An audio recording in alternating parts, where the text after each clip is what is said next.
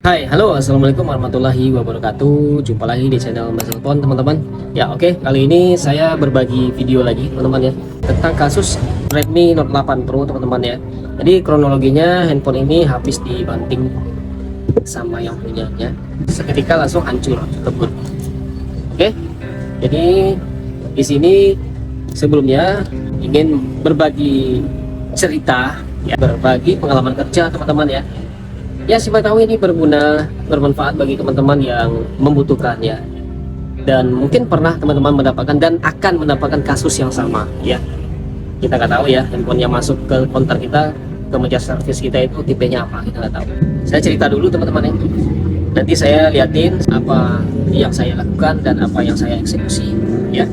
Jadi awalnya handphone ini masuk ke tempat kerja saya, ke meja servis, dalam keadaan mati total ya, karena memang kata yang punya handphonenya habis dibanting. Saya nggak tanya problemnya apa, kenapa dibanting, kan nggak mungkin ya kan, memang nggak habis dibanting aja ya. Terus saya cek, yang pertama saya coba cas handphonenya, saya hubungkan ke smart USB ya, harusnya normal ya, konsumsi harusnya normal. Ketika kita tekan on, dia ada getar teman-teman, artinya handphonenya menyala, tapi gambarnya nggak ada. Dan memang kondisi LCD-nya itu hancur ya teman-teman, rusak parah. Belakangnya juga hancur karena Redmi Note 8 Pro dia belakangnya juga kaca teman-teman, untuk back covernya. Lalu saya vonis ini yang rusak adalah LCD-nya. Oke, setelah itu saya coba eksekusi, saya bongkar handphonenya, saya ganti LCD yang baru. Handphonenya masih tetap blank teman-teman. Dinyalakan, ditekan on, dia masih blank, nggak ada muncul tampilan gambar. Nggak cuma satu merek ya teman-teman, saya coba berapa merek ya, kalau nggak salah ada 5 merek ya dari LCD-nya. Saya coba, nggak mau juga teman-teman ya, masih nge-blank teman-teman ya. Lalu saya putuskan, saya coba angkat untuk IC displaynya, saya ukur konektornya teman-teman ya, yang di LCD saya ukur. Setelah saya ukur, jalurnya semuanya normal, yang LCD light teman-teman ya, jalur lampunya semuanya normal. Saya ukur, nggak ada masalah, nggak ada problem ya. Namun saya coba penasaran kenapa dia nggak muncul gambar gitu. Saya cek di skema, ternyata saya coba penasaran angkat di IC display-nya ya. Saya angkat IC display-nya, nanti saya perlihatkan di skemanya biar teman-teman paham ya teman-teman ya. Lalu saya angkat IC display, saya pasang lagi, saya cetak ulang kakinya, alhamdulillah handphonenya muncul gambar. Nah, tapi muncul lagi ada problem yang baru. Masalahnya handphonenya nggak bisa disentuh teman-teman ya, untuk touchscreen-nya nggak berfungsi. Lalu saya kembali lagi ke skema ya, saya cek lagi skema. Ternyata saya buka di jalur touchscreen-nya, di skema ternyata jalur touchscreen-nya bermasalah ya.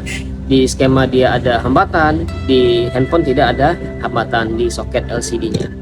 Artinya jalur touchscreen-nya memang bermasalah. Nah, setelah itu saya cek, ternyata jalurnya itu, jalur touchscreen-nya itu langsung menuju ke IC CPU teman-teman.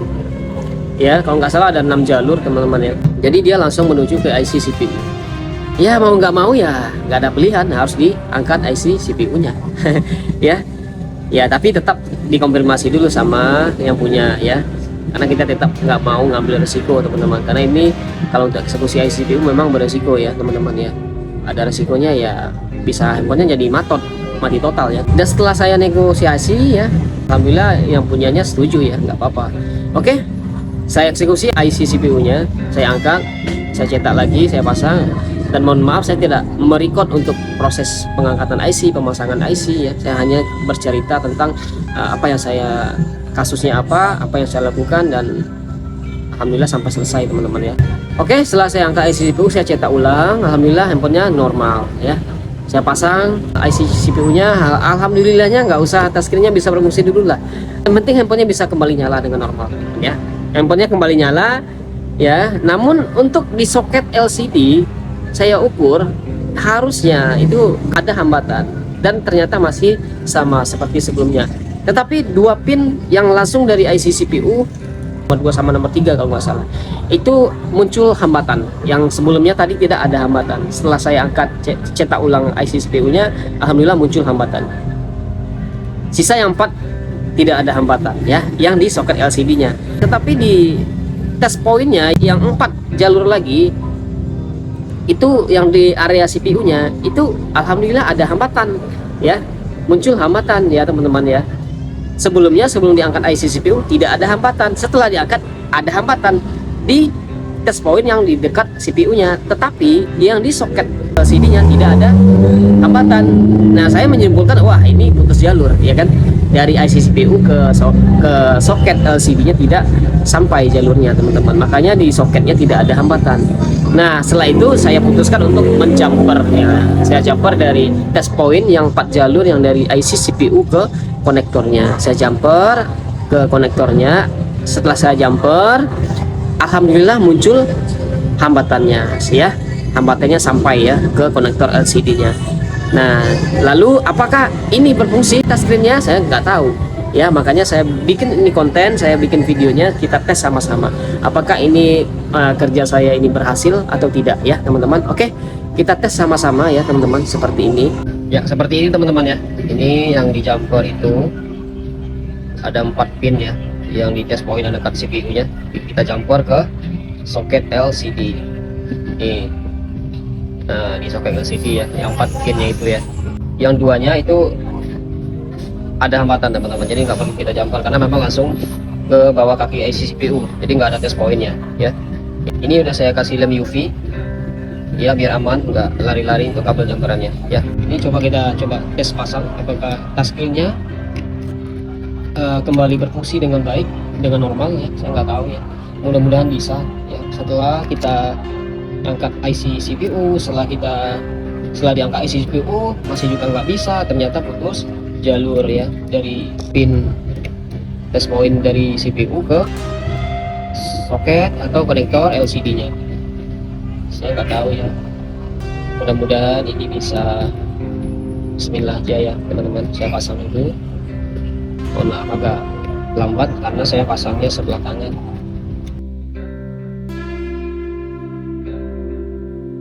Coba kita nyalakan. Bismillahirrahmanirrahim. Sebentar, saya tekan on off. Bismillahirrahmanirrahim. Nah, alhamdulillah ya teman-teman, handphonenya menyala. Untuk touchscreen-nya kita coba langsung tes aja nanti ya. Kita tunggu handphonenya booting dulu ya.